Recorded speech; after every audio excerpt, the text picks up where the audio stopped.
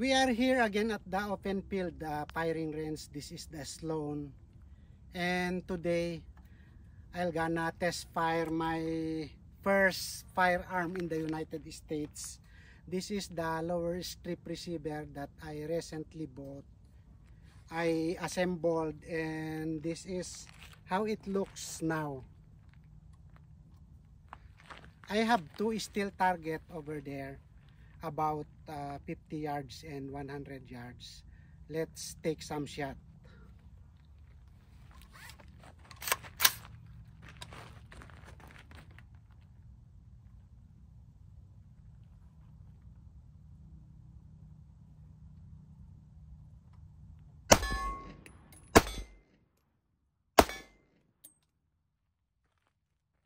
Woo, look at that. Perfect. The 3 shots I fire is all hit on the steel target. Let's take on the 100 yards.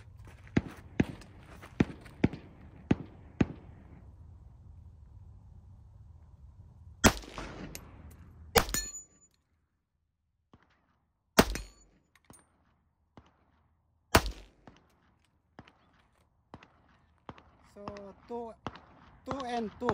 I missed 2 and I hit 2. Let's take another shot.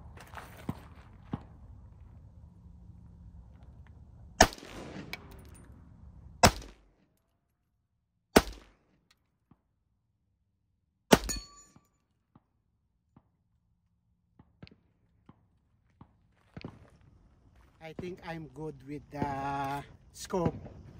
After ko nga na-build itong first firearm ko in the US, guys, ito na yung kinalabasan niya. Kung makita nyo is ayan, napakaganda, guys. Gusto ko rin yung pagka-setup niya. Ngayon gusto ko na lang din i-share kung ano yung mga naikabit ko dito.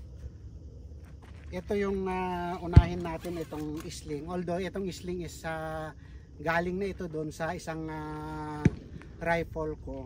Ito yung MS1 from Magpul. Ito yung sinasabi nilang single point, double point.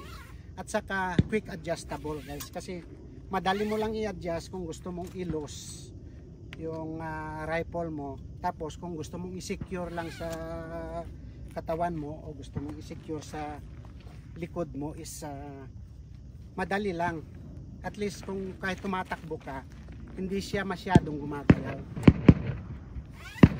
Then kung ilus mo nga is iganon mo lang, hilain mo lang, guys, yung ito, yung adjustable nya. Napakarami ulit tao ngayon, guys, dito sa firing range, dito sa open field, kasi yung weather is hindi nagaano mainit, kaya siguro yung mga tao masipag ngayon mag-firing. Ito nga, guys. Tapos ito, guys, itong sling niya nga is ito yung double point niya, ito yung tawag nila ganito. Tapos single point, pwede mo rin siyang i-connect dito. Kung gusto mong nakasabit lang sa balikat mo, kung naglalakad ka, is ito yung single point na tinatawag nila. Kaya itong sling na to is single point, double point, quick adjustable. Kasi ito pwede mong ikabit dito, yung maging double point siya.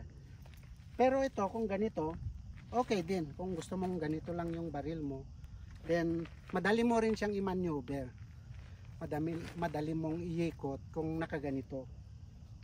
Pero dahil mas gusto ko nga itong 2 point, kaya dito ko ikakabit.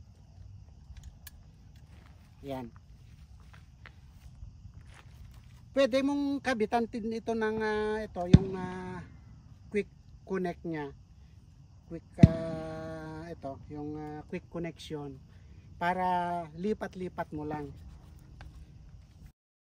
Then itong stock nya, guys, is ito yung B5 system, including itong hand grip nya B5. Tapos itong forward grip niya is also from Magpul. Yung itong scope niya is Vortex Venom. Galing din ito doon sa isang rifle ko, pero dahil 300 blackout nga ito, mas malayo yung range niya, kaya ito na yung ikabit ko dito. Then yung charging handle is ito yung ambidextrous from Radian. Pwede mong ihilat sa kabila, pwede mo rin hilain dito sa kabila para at least mas madali. Safety selector niya guys is I think ito yung stock din doon sa AR pistol ko dati, including the trigger. Ito yung stock ng AR pistol ko. Tapos itong handguard niya is ito yung mumurahin lang ito na handguard guys, kasi nabili ko ito sa gun show. This is I think $40. Kasi kung sa mga kilalang brand ka bibili ng handguard is you cannot buy $100. Meron nga sila $200 to $300 sa handguard lang yun.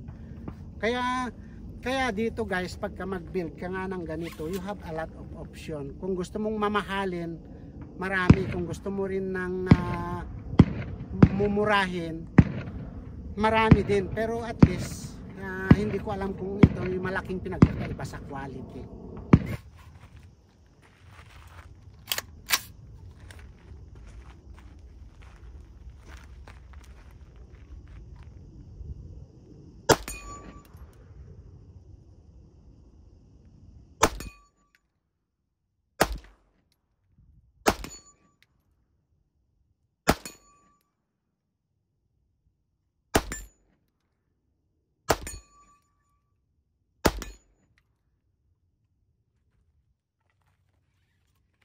Nice. Hindi ko na nga kailangang i-zero o i-adjust itong scope ko. Siguro I'm good with the setting. Maraming salamat ulit guys sa patuloy na pagsuporta sa aking channel. Sana huwag kayong magsawang manood sa aking mga video.